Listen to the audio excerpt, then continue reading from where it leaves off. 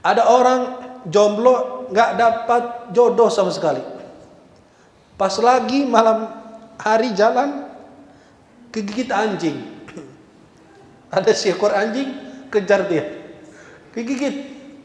Kata dia apa? Ini hari ini parah banget. Jodoh belum dapat, malah dapat anjing. Ternyata di balik gigitan anjing itu ada jodohnya juga. Pas diantar ke rumah sakit, diobatin sama dokter. Dokternya jomblo juga. Perempuan jomblo, subhanallah. Udah sakit tapi aja masih ngeles juga, subhanallah. Dia nanya dokternya, sudah nikah belum? Belum. Jodoh kelihatannya nih. Maka jangan kira itu buruk. Ternyata dia digigit anjing, malah dia bersyukur. Ya Allah, kalau bisa setiap hari digigit anjing. Ya, subhanallah. Maka jangan kira itu buruk. Kalau kita bertakwa kepada Allah, bisa terjadi musibah yang menurut penilaian kita. Ya, maka kalau kalian keluar dari masjid cari anjing digigit nanti.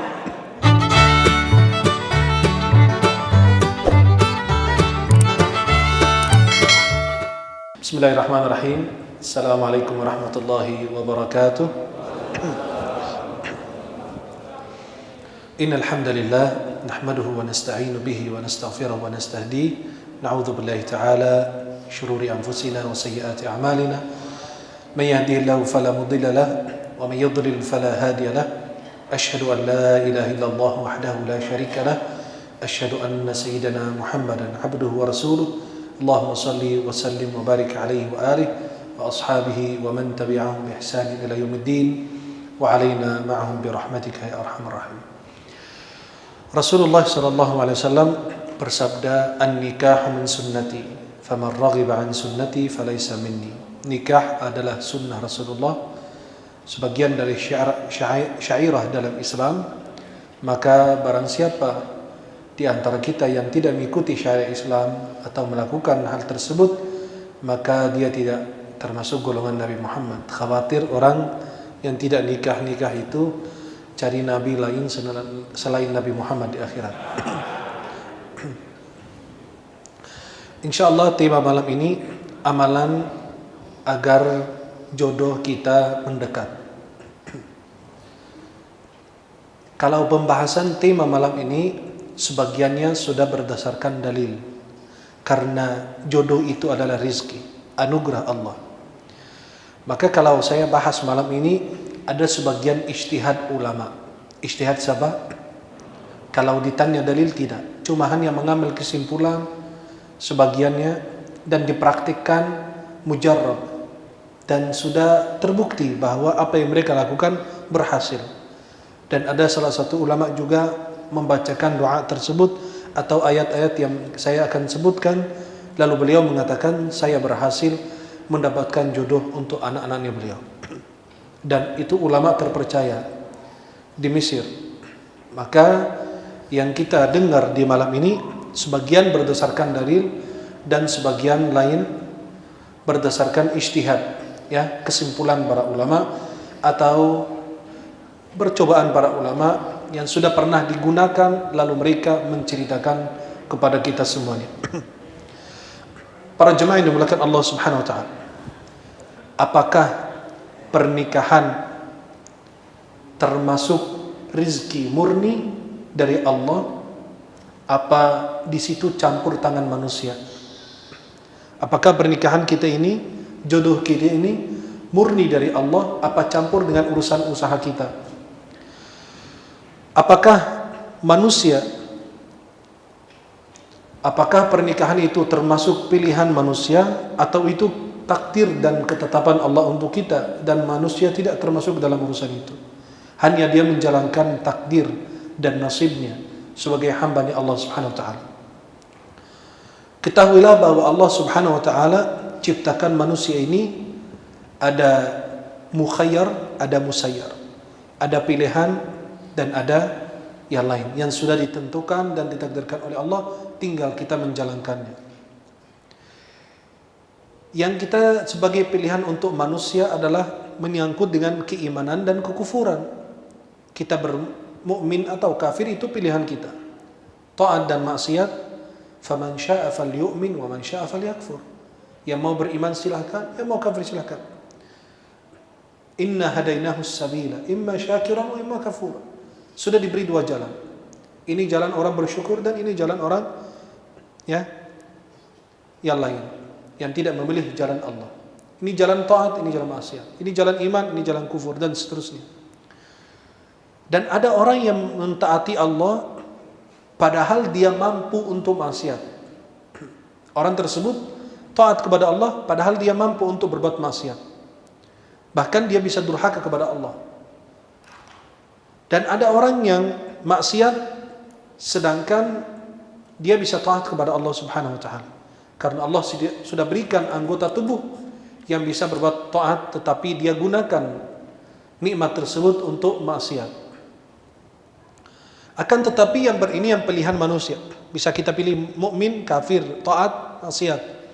Yang berkaitan dengan urusan pribadi kita, seperti lahirnya kita, wafatnya kita, rezeki kita, keluarga kita, penyakit, musibah yang kita hadapi dan kita alami, inilah adalah ketetapan Allah. Tidak campur tangan manusia di situ. Saya lahirnya di sini, di Jakarta, ada yang lahirnya di Jawa, ada yang lahirnya di Bekasi, ada yang lahirnya di mana, ada yang lahirnya di luar negeri. Itu ketetapan Allah. Sudah ditakdirkan di mana dia pun lahir. Orang tuanya siapa, dia sudah diatur oleh Allah. Akan tetapi ini adalah takdir Allah yang sudah tertulis, ketetapan Allah. Ya, sebelum Allah ciptakan langit dan bumi, sudah ditakdirkan oleh Allah itu. Dan tidak akan bisa dirubah oleh manusia. Saya lahir di mana, nggak bisa dirubah. Itu sudah ketetapan Allah. Dan pernikahan adalah rizki dari Allah.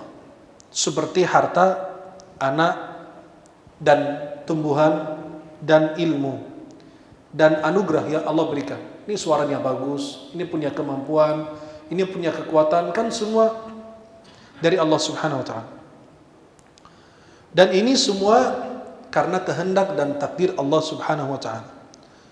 Ada siapa yang diberi oleh Allah Subhanahu wa taala, sebagian orang, ada siapa yang dihalangi, yang ditahan, tidak dikasih. Ada yang diberi, ada yang tidak diberi. Kalau Allah memberi berarti karena hikmahnya Allah. Ada yang tidak diberi karena juga hikmahnya Allah. Ada yang diberi anak, hikmahnya Allah. Ada yang tidak diberi, kan takdir Allah di situ. Tidak campur tangan manusia. Dan kita yakin bahwa di balik itu pasti ada cintanya Allah dan hikmahnya Allah Subhanahu wa taala.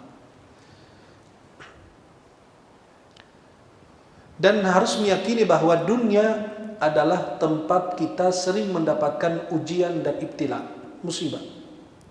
Laqad khalaqnal insana fi kabad.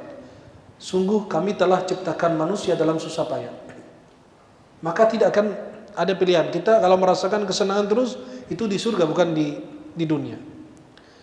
Dan kalau Allah memberi, alhamdulillah atas pemberiannya. Kalau Allah menahan, tidak memberi, pasti itu ada hikmahnya Allah, dan kita merasakan itu yang terbaik untuk kita.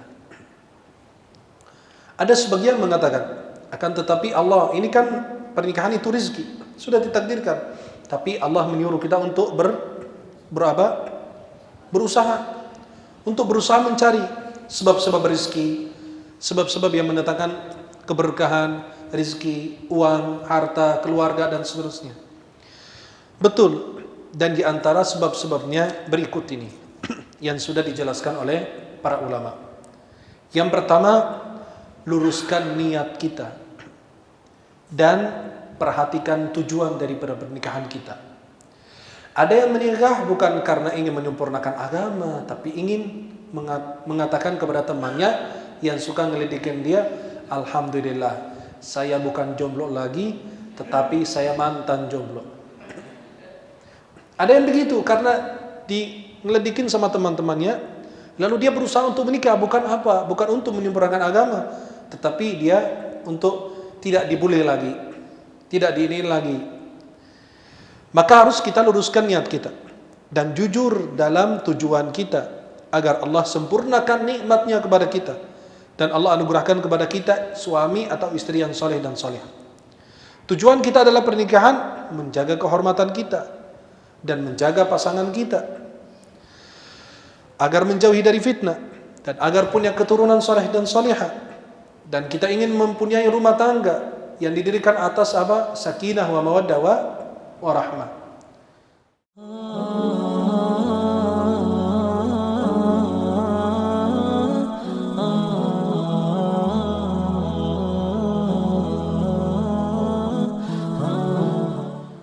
Ada sebagian yang ingin menikah tapi hartanya nggak cukup, tapi dia mampu bisa menikah. Hanya kita ikut tradisi di Timur Tengah tuh, lihat, pernikahan sangat mahal sekali. Maka banyak orang yang tidak bisa nikah. Kenapa? Pestanya sekian, ini sekian, makan sekian, ini sekian. Akhirnya kita membebani, padahal itu ma anzalallahu biha min sultan. Itulah adalah perbuatan manusia. Ya, adat istiadat yang kurang tepat yang kita selalu pakai itu adat tersebut untuk apa? Untuk mendapatkan apa yang kita inginkan. Tetapi ternyata menghabiskan uang puluhan juta. Ya. Puluhan ribu rial. Maka lebih bagus kita tinggalkan hal-hal seperti itu dan luruskan niat kita. Kalau kita punya uang, punya rezeki walaupun sedikit, mau nikah, bismillah, Allah akan menolong kita. Allah Subhanahu wa taala berfirman dalam surat An-Nur ayat 32. Iyakunu fuqara'a yughnihimullahu min fadli. Kalau mereka ini, kalian mendapati mereka itu orang miskin, Allah akan berikan kekayaan. Wallahu wasi'un alim. Subhanahu wa ta'ala. Dan dalam hadis riwayat Imam Ahmad dan Tirmidzi dan Imam Nasa'i dan Ibnu Majah dari Ibnu Umar, ada 3 golongan, 3 orang yang akan ditolong oleh Allah. An-nakihu yuridul afaf. Di antara mereka seorang yang menikah karena ingin menjaga kehormatannya. Ini yang pertama, berarti luruskan niat kita karena Allah. Ingin punya istri salihah, menjaga kehormatan, punya keturunan, mempunyai rumah tangga atas dan didirikan atas sakinah, mawaddah, warahmah dan takwa kepada Allah Subhanahu wa taala. Yang kedua, bertakwa kepada Allah Subhanahu wa taala dalam segala keadaan. Kalau kita bertakwa kepada Allah, Allah sudah berjanji untuk mereka yang bertakwa bahwa Allah Subhanahu wa taala menjanjikan jalan keluar dari setiap permasalahan yang mereka hadapi. Apapun permasalahannya, mereka dijanjikan oleh Allah Jalla Jalaluhu untuk memberi jalan keluar untuk mereka. Wa yarzuqhu min haitsu la yahtasib. Allah akan memberikan kita rezeki yang tidak disangka-sangka. Ada orang jomblo nggak dapat jodoh sama sekali. Pas lagi malam hari jalan kegigit anjing. Ada seekor anjing kejar dia, kegigit. Kata dia apa? Ini hari ini parah banget, jodoh belum dapat, malah dapat anjing. Ternyata di balik gigitan anjing itu ada jodohnya juga. Pas diantar ke rumah sakit, diobatin sama dokter, dokternya jomblo juga, perempuan jomblo. Subhanallah. Dia nanya, berbincang-bincang sama dia, aku ini gimana nasib saya, kata orang itu. Aku dapat jodoh belum, malah dapat anjing, digigit lagi. Apes banget nih nasib gua, kata dia. Kata, oh bapaknya belum nikah ya? Belum. Langsung dia tembak tuh dokternya. Udah sakit tapi aja masih ngeles juga, subhanallah. Dia nanya dokternya, sudah nikah belum? Belum. Ah, jodoh kelihatannya nih. Maka jangan kira itu buruk. Ternyata dia digigit anjing, malah dia bersyukur. Ya Allah, kalau bisa setiap hari digigit anjing. Ya, subhanallah. Maka jangan kira itu buruk. Kalau kita bertakwa kepada Allah, bisa terjadi musibah yang menurut penilaian kita. Ya, maka kalau kalian keluar dari masjid cari anjing digigit nanti. Ya, yang belum menikah ini keluar masjid cari apa? Cari anjing. Ya? Cari anjing digigit, nanti dibawa ke rumah sakit. Insya Allah ketemu laki semua di sana. Maka kalau kita bertakwa, saya yakin Allah akan kasih jalan keluar. Banyak orang punya hutang besar, tapi karena bertakwa, meluruskan niat, Allah mudahkan urusannya. Kemudian yang ketiga, berbanyak doa dan mencari waktu-waktu mustajab doa. Bukan sekedar berdoa, tetapi ditambahkan dengan apa? Mencari waktu mustajab doa. Berbanyak doa dan jangan terburu-buru atau tergesa-gesa dalam doanya. Rasulullah bersabda dalam hadis riwayat Bukhari Muslim dari Abu Hurairah, ada seorang hamba, Nabi SAW mengatakan, yustajabu li ahadikum ma lam ya'jal. Allah kabulkan doa di antara kalian seorang hamba selama dia tidak tergesa-gesa. Yaqulu qad da'awtu rabbi falam yastajib li. Saya berdoa kepada Allah dan doa aku tidak diterima oleh Allah. Dalam riwayat Imam Muslim, la yazalu yustajabu lil 'abdi ma lam yad'u bi ithmin aw qati'ati rahim. Akan Allah terima dan kabulkan doa seorang hamba selama dia tidak berdoa atas keburukan dan atas memutuskan tali silaturahim dan selama dia tidak terburu-buru. Kata sahabat, apa terburu-buru ya Rasulullah? Qala yaqulu qad da'awtu falam ara yastajibu li. Saya berdoa tapi belum dikabulkan juga. Itu kita tergesa-gesa.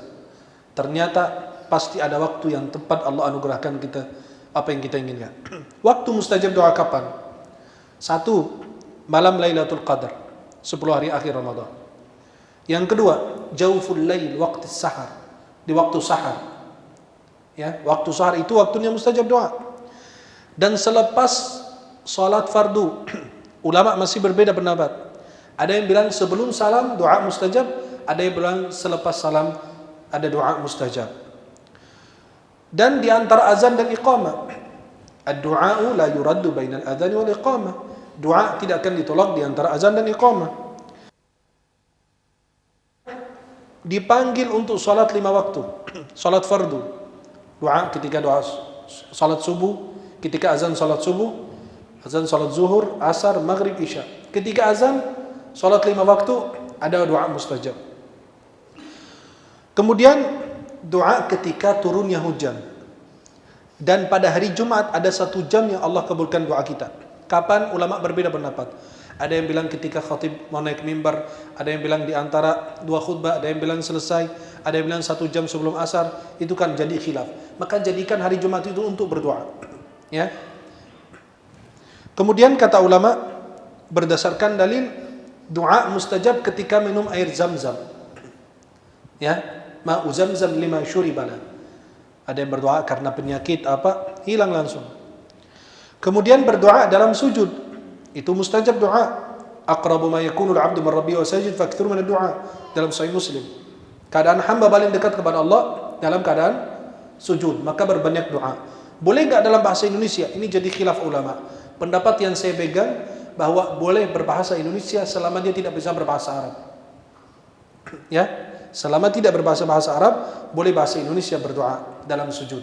Kenapa? La yukallifullahu nafsan illa wus'aha. Dan selepas kita berdoa dengan doa ini, la ilaha illallah anta subhanaka inni kuntu minadh dhalimin. La ilaha illa anta subhanaka inni kuntu minadh dhalimin. Dalam Sunan At-Tirmidzi bahwa orang yang berdoa dengan doa tersebut ketika merasakan kesulitan ataupun yang hajat, Allah pasti akan mudahkan segala urusannya. Berdoa ketika bangun atau terbangun di tengah malam. Kita sedang tidur, kita bangun jam 1, jam 2. Pas kita bangun ada zikir.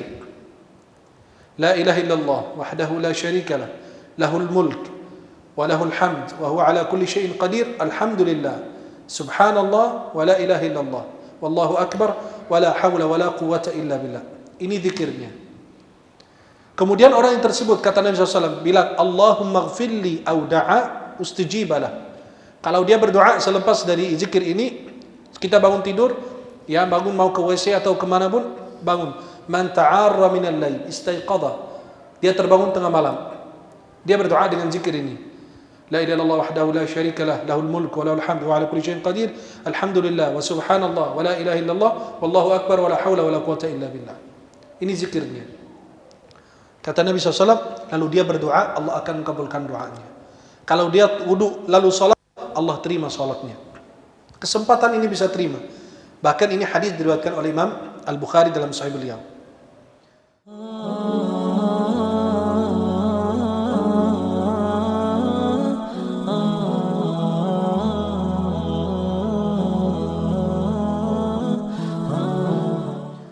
Yang keempat adalah berbanyak istighfar. Istighfar itu adalah salah satu sebab rezeki. Kita mendapatkan istri, mendapatkan keturunan. Sebelum mendapatkan keturunan, pasti Allah anugerahkan kepada kita jodoh. Maka ulama berdalil dengan firman Allah surat Nuh ayat 10 sampai 12, faqultu astaghfiru rabbakum innahu kana ghaffara yursilis samaa 'alaikum midrara wa yumdidukum bi amwalin wa banin wa yaj'al lakum jannatin wa yaj'al lakum anhara. Dan diriwayatkan dari Abu Daud dan Ibnu Abbas, dan ini hadis sebagian ulama mendhaifkannya, mengatakan ini hadis lemah. Seperti Imam Baghawi, Imam Munziri dan Imam Manawi, dan sebagian ulama mensahihkannya. Tetapi artinya sahih. Tapi kita bicara dari segi sanadnya. Sebagian bilang dhaif, lemah, sebagian bilang sahih. Wallahu a'lam bishawab. Rasulullah mengatakan, tidak ada hamba Allah yang senantiasa beristighfar kepada Allah kecuali Allah akan kasih jalan keluar dari setiap permasalahan yang dia hadapi. Bahkan Allah anugerahkan kepadanya rizki dari mana dia tidak sangka-sangka itu rizki. Dari pintu mana Allah kasih subhanahu wa ta'ala. Kemudian para jemaah yang dimuliakan Allah subhanahu wa ta'ala, amalan berikutnya adalah berbakti kepada orang tua kita. Berbakti kepada orang tua kita, Allah akan tundukkan dunia untuk kita. Ridhonya Allah terdapat pada ridha orang, dan murkanya Allah terdapat pada murka orang tua. Lalu bersilaturahim dan berakhlak mulia ketika berinteraksi dengan orang-orang lain. Husnul khuluq, akhlakul karimah. Kemudian yang keenam, perhatikan penampilan kita secara kesehatan dan penampilan zahir kita, luar kita ini. Jangan pakaiannya gembel gitu, jelek banget, berantakan, lalu dia mau dapat jodoh. Ya perempuan lihat dia berantakan, kan perempuan maunya yang rapi. Ya. Maunya yang rapi, yang bersih, penampilannya bagus, wangi, pakaiannya rapi. Kita nggak bicara miskin atau kaya, tidak urusan. Tidak ada urusan di sini kaya atau miskin. Kebersihan jaga semua orang. Bisa orang miskin lebih bersih, lebih rapi dibanding orang kaya. Bisa dari sebaliknya. Maka kita perlu memperhatikan PC-nya harus yang bagus. Wajahnya, jenggotnya dirapikan, pakaiannya ya pakai parfum, walaupun yang 5.000 itu dibawa di kantong, turun pakai. Kan penampilan dijaga. Nabi selalu memperhatikan penampilannya. Maka kita tidak suka dengan ulama atau umat Islam yang penampilannya itu berantakan. Ya, pecinya ada pakai begini. Lagi di ya sampai ada yang beginiin kayak orang Yahudi, na'udzubillah. Kan pecinya sudah bagus, sudah rapi, masa harus diginiin kayak orang Yahudi ditaruh di belakang? Kan itu kurang tepat. Maka umat Islam itu harus wajib memperhatikan apa? Penampilan dan kebersihannya. Lakinya jorok, gimana mau nikah? Kukunya panjang, isinya apa? Jelek, buruk. Kan saya lihat begitu. Ya. Lalu dia kebegin apa? Nikah sama bidadari. Ya salam. Lu aja belum sampai bidadara, gimana mau nikah bidadari? Maka itu disayangkan. Orang itu perhatikan penampilan, perempuan maupun laki. Laki mau perempuan yang rapi, penampilannya bagus. Bukan perempuan yang jorok, habis makan gitu. Ya, kan itu aib. Ya, langsung ditahan gitu. Ditahan pakai tangan. Kenapa? Khawatir ada yang keluar, ada makanan keluar. Lagi nguap gitu di depan orang. Ya, masa dia, wah ini orang mana ini? Ya. Maka harus menjaga penampilan dan kesehatan dan kebersihan. Perempuan maaf, gak mau dengan laki-laki yang gembel, yang buruk, yang berantakan pakaian. Pasti dekat, bau apa nih? Nauzubillah min zalik. Kadang-kadang kita dekatin orang, Masya Allah, wangi banget. Kita dekatin orang, auzubillah min zalik. Kok belum akhirat sudah masuk neraka gitu? Belum akhirat sudah kecium bau neraka gitu. Penampilan, maka rambutnya dirapihin, disisir. Nabi memperhatikan, Nabi pakai minyak buat rambutnya, jenggotnya dirapihin, ya. Maka itu harus selalu rapi, kacamatanya yang rapi, yang manis, bukan kacamata tutupan botol gitu ya. Kacamata yang rapi, yang bagus, yang indah, rambutnya rapi, sepatunya, kaos kakinya, jangan yang bolong-bolong. Pas turun, buka kaos kaki di depan perempuan atau buka sepatu, perempuan nambah, gimana mau nikah? Hidupnya aja gak teratur. Ya, bukan bicara miskin atau kaya, walaupun punya cuma 2 kaos kaki saja, tapi diperhatikan penampilan dan kebersihan kita. Ini salah satu perhatian. Maaf, perempuan kalau lihat laki-laki yang rapi, bagus, pakaiannya, pakaiannya, sepatunya, sandalnya, wajahnya, kan lebih tertarik. Ini orang Masya Allah, Muslim. Kita bilang an-nadhafatu minal iman. Kebersihan sebagian dari iman. Tanda iman itu nampak di wajah. Dia tidak tahu Anda orang baik atau buruk, tapi dari penampilan bisa menampakkan bahwa ini orang baik atau tidak. Perhatikan. Omongan kita sama perempuan diperhatikan. Bukan begitu perempuan. Kalau ngomong gitu, kan bahasanya harus selalu rapi. Sama perempuan maupun yang lain. Kemudian ada syarat-syarat yang tidak boleh kata harus pegang banget gitu. Kadang-kadang perempuan dapat laki-laki yang duda, contoh. Tapi tak mau, kenapa? Mau laki-laki yang masih disegel tuh dalam kardus. Saya nggak mau yang bekas katanya. Laki-laki begitu. Kalau ada perempuan yang janda salihah, ya janda mungkin janda cerai atau ditinggal meninggal, kata dia apa? Oh, saya kalau nikah sama dia bisa aku meninggal juga dia. Ada yang pikir ini kan janda. Janda itu bukan jelek. Justru mungkin dia lebih bagus daripada gadis. Buktinya Nabi menikahi janda, padahal Nabi belum pernah nikah sebelumnya. Nabi usianya berapa? 25. Sayyidah Khadijah berapa? 40. Akhirnya Nabi hidup mesra, hidup indah, hidup nikmat bersama Sayyidah Khadijah. Bahkan Nabi nggak mau nikah perempuan lain sampai wafatnya Khadijah. Sampai wafatnya Khadijah baru diperintahkan oleh Allah menikahi ini dan ini. Menikah dengan Hafsah binti Umar, Sayyidah Hafsah radhiyallahu anha. Anaknya Sayyidina Umar bin Khattab. Kenapa menguatkan hubungan beliau dengan Sayyidina Umar? Disuruh menikahi Sayyidah Aisyah agar menguatkan hubungan dengan Sayyidina Abu Bakar Siddiq radhiyallahu anhu. Dan coba itulah, ya, perhatikan. Ada syarat-syarat yang tidak perlu kita harus ini banget gitu. Ketat. Saya mau di luar daerah salah satu anak perempuan ngadu sama saya. Syekh, saya ada jodoh, alhamdulillah. Dan saya merasa ini yang tepat paling saya, kata. Dia karyawan swasta, tapi ibunya mau apa? Ibu perempuan itu maunya PNS, kata beliau. Ya udah, pesan aja ke pabrik. Saya bilang, kenapa kita bersulit? Apakah kita cari backgroundnya, harta yang dia miliki? Kadang-kadang orang, Masya Allah, kaya raya nikah di depan Ka'bah. Betul gak? Nikah di mana? Di depan Ka'bah. Pulang dari Makkah, sebulan 2 bulan cerai juga. Bisa juga. Bukan salahnya Ka'bah, tapi salah diri kita sendiri. Maka bukan masalah tempat atau lingkungan atau background atau memang kafaah dalam nasab itu bagus, ya. Kecocokan dalam nasab artinya dia berpendidikan, saya berpendidikan, biar saling memahami. Bukan saya ambil orang buta huruf, saya kan otak saya Masya Allah ilmunya apa, akhirnya ambil buta huruf, akhirnya jadi ribut terus. Kenapa? Tidak nyambung. Maka kita harus akhlak yang kita cari, agama yang kita cari. Tapi kalau ada semua, ya, kalau ada yang lengkap, perempuan wanita salihah, kayak ada jamaah, Syekh doain dong dapat wanita salihah, kaya, anak tunggal, anak yatim. Loh, kalau ada begitu, buat saya duluan, nggak bakalan kasih orang. Ya, kalau ada yang salihah, kaya, anak tunggal, anak yatim, kurang seon kata dia, doain dong dapat yang begitu. Kenapa kurang seon? Biar diamal hartanya sama suaminya terus. Nah, akhirnya gimana? Anda bilang, kalau ada yang begitu, buat saya dulu nggak bakalan kasih orang.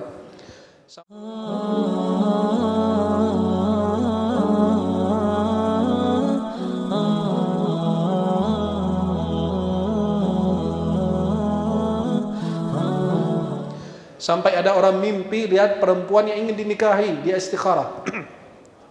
Dia istikharah tuh perempuan. Ternyata dia nampak perempuan itu dalam mimpi pendek dan hitam. Dia cerita sama ulama, ya Syekh, ana lihat perempuan yang saya mau nikahi itu pendek dan hitam. Kata Syekh, ini apa? Segera dinikahi itu perempuan. Kenapa? Hitamnya perempuan itu berarti menampakkan kekayaannya, kaya. Pendek itu artinya pendek umur. Habis kamu nikah dia meninggal, alhamdulillah. Ya, astagfirullah.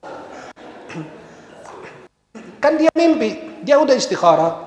Perempuan ada 2 pilihan. Ternyata dia mimpi si A itu, tapi dia mimpi perempuan itu nampak di mimpinya apa? Pendek dan hitam. Pas nanya ulama, kata ulamanya, hitamnya itu berarti itu padahal dia hitam itu artinya kekayaannya, kaya raya. Ya. Dan pendek itu artinya pendek umur. Kamu segera nikahin, habis nikah dia meninggal, lo insya Allah dapat warisan besar. Itu rezeki yang mencari kita. Ya, maka kalau anda mimpi ya, perempuan pendek hitam, mudah-mudahan insya Allah jadi jodoh kita. Amin.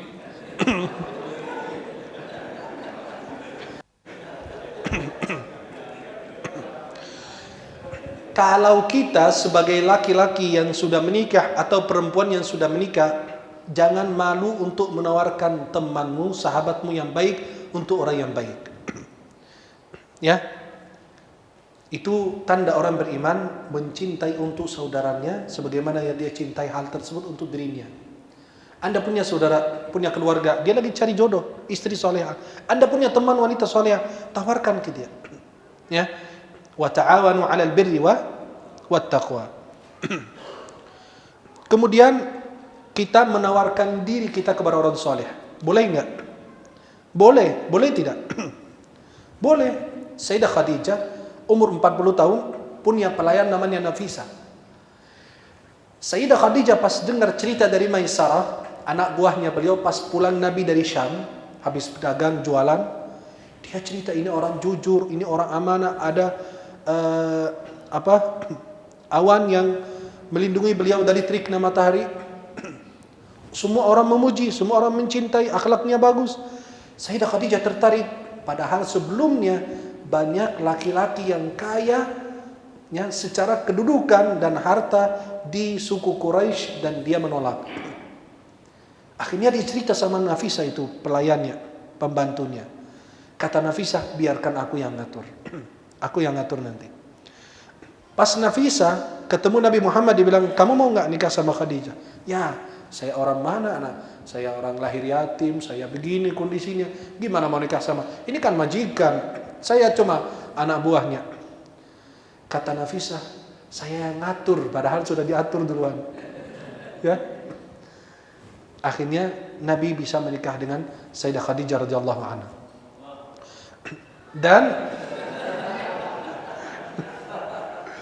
Dan kalau kita mau menawarkan diri kita kepada orang soleh itu tidak perlu malu, ya. Sebagaimana dilakukan oleh anaknya Syuaib.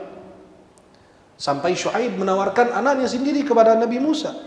Inni uridu an unkihaka ihda ibnatayya hataini ala an ta'jurani 8 hijaj. Surat Al-Qasas. Dia menawarkan karena dia lihat, ya abati ista'jirhu inna khayra man ista'jarta al-qawiyul amin. Ketika Nabi Musa menolong mereka untuk memberi minum kepada binatang mereka atau kambing atau domba, lalu ternyata itu Nabi Musa, oh ini laki-laki kuat, hebat, amanah. Inna khayra man ista'jarta al-qawiyul amin.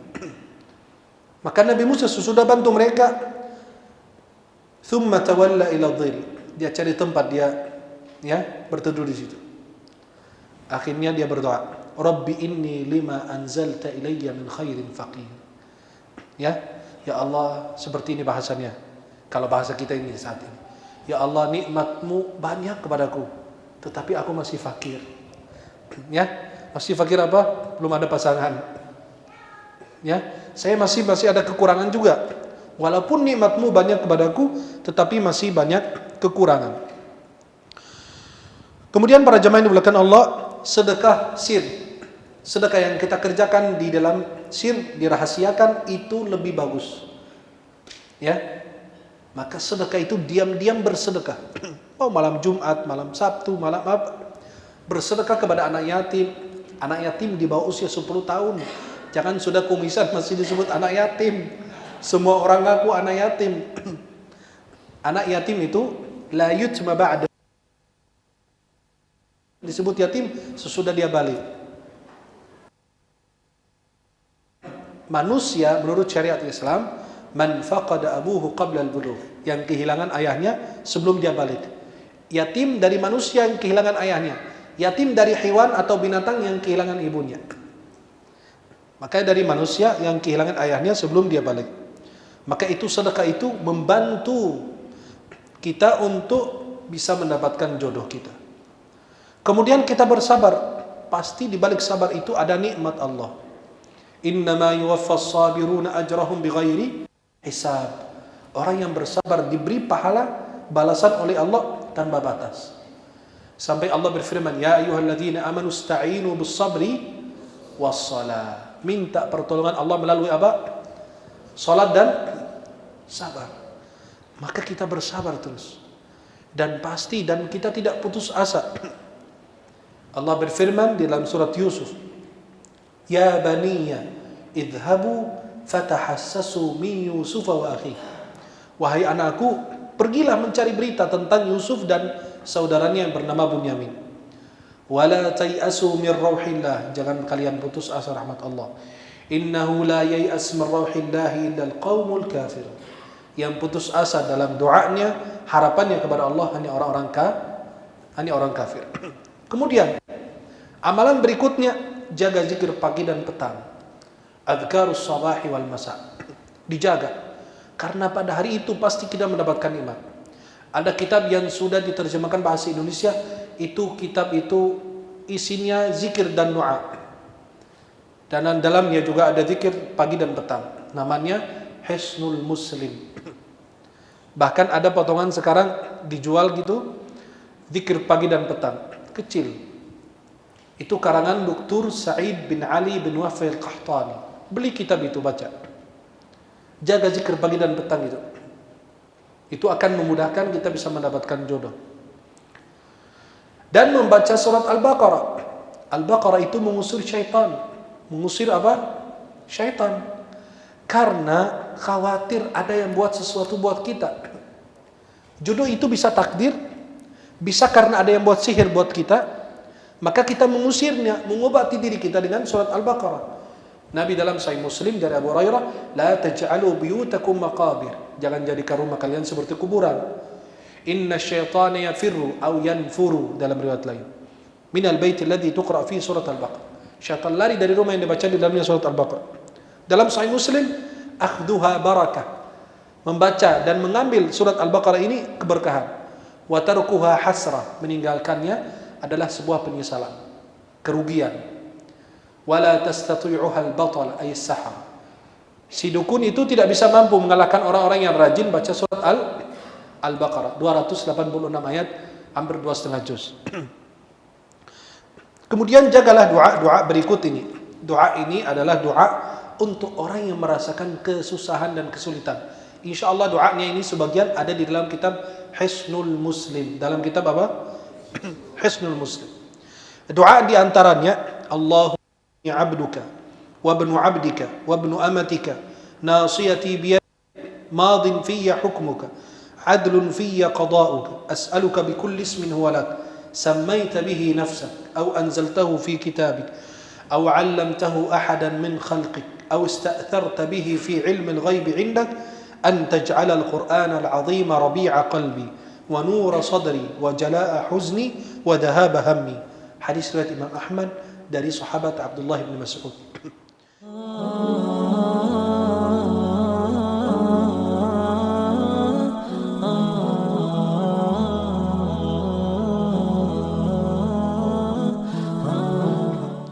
Ada doa lagi diriwayatkan oleh Imam Ahmad dan Imam Abu Dawud dari sahabat Nafi' ibn al-Harith.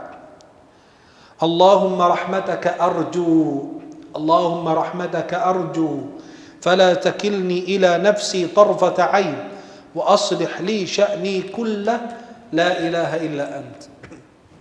Ada zikir lagi, hadis riwayat Bukhari dan Muslim dari Ibnu Abbas, la ilaha illallahul azimul halim. Ini zikir orang yang merasakan kesusahan. Tidak ada kesusahan melebihi dari Anda jadi jomblo seumur hidup. Itu kesusahan yang sebenarnya. Ya, lahir sendiri, hidup sendiri, makan sendiri, sendiri, mati sendiri. Masa mati berjamaah? Mati sendiri ya. La ilaha illallahul azimul halim. La ilaha illallah Rabbus samawati wal ard wa Rabbul arshil azim. Atau ada zikir lagi riwayat Abu Dawud dan Ibnu Majah dari Asma bint Amis. Allah Allahu Rabbi la usyriku bihi syai'a. Ada zikir lagi riwayat Imam Ahmad dan Imam Tirmizi dari Sa'ad radhiyallahu an, la ilaha illa anta subhanaka inni kuntu minadh dhalimin. Ini ada dalam surat Al-Anbiya juga. Dan ada hadis Nabi, barang siapa berdoa dengan doa ini, insyaallah Allah akan berikan jalan keluar dari setiap permasalahan yang dihadapi. Zikir berikut ini pernah disampaikan oleh Syekh, salah satu ulama Azhar, beliau sudah wafat, almarhum, namanya Syekh Farhat Al-Munji. Ya, namanya apa? Syekh Farhat Al-Munji. Beliau pernah sampaikan di salah satu stasiun televisi waktu saya masih berada di Mesir. Bahkan itu banyak perempuan yang membaca zikir ini dan alhamdulillah berhasil dikaruniakan suami yang saleh atau laki-laki yang baca mendapatkan istri yang salihah. Maka zikir ini itu dari salah satu orang saleh yang menginap di salah satu orang. Orang itu yang punya rumah, tuan rumah merasakan kegelisahan karena banyak anaknya yang belum menikah. Akhirnya pas cerita sama orang saleh tersebut, diajarkan zikir ini. Baca zikir ini. Dia punya 7 anak perempuan. Nggak lewat 1 tahun mereka sudah menikah, punya pasangan. 7-7-nya dalam waktu 1 tahun. Tetapi ini semua ijtihad, dinukul oleh para ulama. Dari Syekh Farhat Al-Munji, juga di dalam buku fatwa beliau. Zikirnya apa? Allahumma inni as'aluka bi anni ashhadu annaka anta alladhi la ilaha illa anta al-ahadus samad الذي لم يلد ولم يولد ولم يكن له كفوا أحد اقض حاجتي آنس وحدتي فرج كربتي اجعل لي رفيقا صالحا كي نسبحك كثيرا ونذكرك كثيرا فأنت بي بصيرا يا مجيب المضطر إذا دعاك أحلل عقدتي آمن روعتي يا إلهي من ألجأ إليه إذا لم ألجأ إلى الركن الشديد الذي إذا دعي أجاب هب لي من لدنك زوجا صالحا أو زوجة صالحة زوجا صالحا kalau dia perempuan أو زوجة صالحة اجعل بيننا المودة والرحمة والسكن فأنت على كل شيء قدير يا من قلت للشيء كن فيكون ربنا آتنا في الدنيا حسنة وفي الآخرة حسنة وقنا عذاب النار وصل اللهم على سيدنا محمد وعلى آله وصحبه وسلم. Ini salah satu zikir yang diajarkan beliau kepada orang-orang yang belum mendapatkan jodoh. Kemudian ada zikir lagi. Ada salah satu ulama Mesir, beliau lulusan Al-Azhar, beliau sudah wafat. Namanya Syekh Abdul Hamid Kishk, salah satu ulama di Mesir terkenal. Beliau mengatakan, ini zikir dari salah satu orang saleh, bukan dari Nabi. Salah satu orang saleh mengatakan, di malam Jumat baca surat Alam Nashrah Laka. Di malam baca surat Alam Nashrah Laka Sadrak 314 kali. Berapa kali? Kan mau cari jodoh. Harus capek, harus susah payah mencari jodoh. Untung anak nggak bilang 3.000, baru 314. Ini dengan jumlah, kenapa 314 kata syekhnya? Ini jumlah para sahabat yang ikut perang Badar. Dan Allah, ini perang pertama Islam, dan Allah memberikan pertolongan bagi mereka. Kata beliau apa? Ini dibaca 314 kali surat Alam Nashrah Laka Sadrak di malam hari Jumat. Dan setiap 10 kali baca surat tersebut, berdoa agar Allah anugerahkan kepada diri Anda istri salihah atau suami yang saleh. Atau dengan doa ini yang dianjurkan banyak ulama, itu zikir yang ada dalam doa dalam surat Al-Qasas dari Nabi Musa alaihissalam. Rabbi inni lima anzalta ilayya min khairin faqir. Rabbi inni lima anzalta ilayya min khairin faqir. Atau ada ulama bilang zikirnya hasbiyallahu wa ni'mal wakil. Itu dibaca. Allah akan mencukupkan kita. Allah akan memenuhi permintaan kita. Ketika Nabi Ibrahim dalam kesulitan dan kesusahan, ketika dilempar di api yang dinyalakan oleh orang kafir, beliau berdoa dengan doa ini, hasbunallahu wa ni'mal wakil. Kemudian ada Syekh Saleh Al-Maghamisi. Beliau imam Masjid Quba. Beliau menganjurkan orang untuk membaca zikir ini. Hasbunallah sayu'tina Allahu min fadlihi wa rasuluh. Kalau yang beliau sampaikan, hasbunallah sayu'tina Allahu min fadlihi inna ilallahi raghibun. Dan ini potongan dari ayat di dalam surat At-Taubah ayat 59. Hasbunallahu sayu'tina min fadlihi wa rasuluh inna ilallahi raghibun. Atau boleh dengan doa ini, Allahumma la sahla illa ma ja'altahu sahla wa anta taj'alul hazna idza syi'ta sahla. Ini doa ketika orang mengalami kesulitan agar Allah memudahkan segala urusannya. Inilah yang disampaikan oleh para ulama seputar kalau kita ingin mendapatkan jodoh. Saya yakin ditambah lagi dengan qiyamul lail, salat malam. Khususnya berdoa, bermunajat di sepertiga malam, dan usaha untuk mencari pasangan melalui teman, sahabat, keluarga, siapapun itu dia. Dan jangan banyak menolak, karena tidak ada manusia yang sempurna. Mau cari pasangan yang sempurna, pasti dia ada kekurangan. Karena kita tidak luput dari kesalahan dan khilaf. Maka usahakan diri Anda untuk mencari yang sedikit mudaratnya. Ya, maka tidak ada yang sempurna dari laki maupun dari perempuan. Kemudian di sini ada pertanyaan, apakah orang yang sudah meninggal dan belum menikah ada sanksinya enggak? Ada hukuman tidak?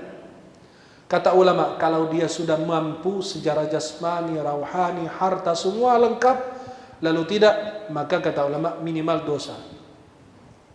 Tetapi kalau tidak ada kekurangan, dia sudah berusaha, seperti ulama-ulama yang lain kita serahkan kepada Allah, seperti Imam Nawawi, Imam Ibnu Taimiyah, kan mereka pada belum menikah dan mereka diserahkan kepada Allah. Mungkin mereka punya alasan karena sibuk untuk menuntut ilmu, atau karena sering berpindah-pindah tempat, atau kesana kemari mencari ilmu atau menulis kitab-kitab agama, maka mereka tidak sempat untuk bisa menikah. Pahala perempuan yang meninggal atau laki-laki yang meninggal belum menikah, belum mendapat jodoh juga. Ya, dia terus berusaha, ternyata belum ditakdirkan mendapatkan jodoh. Kata ulama apa? Perempuan apabila dia meninggal dunia atau sudah tua lalu meninggal dunia belum menikah, dia mendapatkan pahala syahid. Mendapatkan pahala apa? Syahid. Maka kalau Anda belum dapat istri, berarti pahala apa? Syahid. Pahala syahid. Dan kalau seandainya laki-laki yang jomblo itu fisabilillah itu pada meninggal, belum menikah juga, yang perempuan juga, dia nikah di akhirat enggak? Kata ulama, dia nikah di surga. Nikah sama siapa? Kan nanti laki-laki akan menikahi perempuan yang suaminya masuk neraka. Jelas?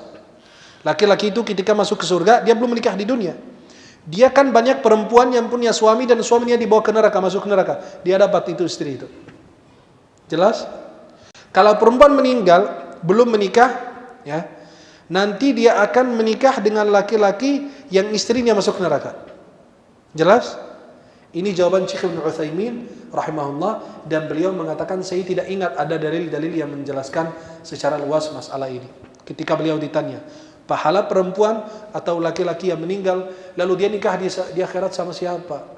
Kata beliau, nanti ada laki dan perempuan yang ini istrinya dibawa ke surga, ke neraka, dan ini suaminya dibawa ke neraka. Maka nanti berpasang-pasangan nanti. Yang laki di sini menikahi perempuan yang suaminya masuk neraka.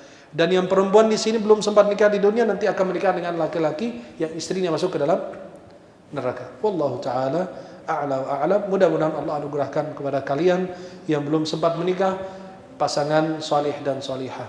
Amin ya rabbal alamin. Dan bisa menuntut kalian sampai masuk ke dalam surganya Allah Subhanahu wa ta'ala. Wallahu ta'ala a'la wa a'lam bis-shawab.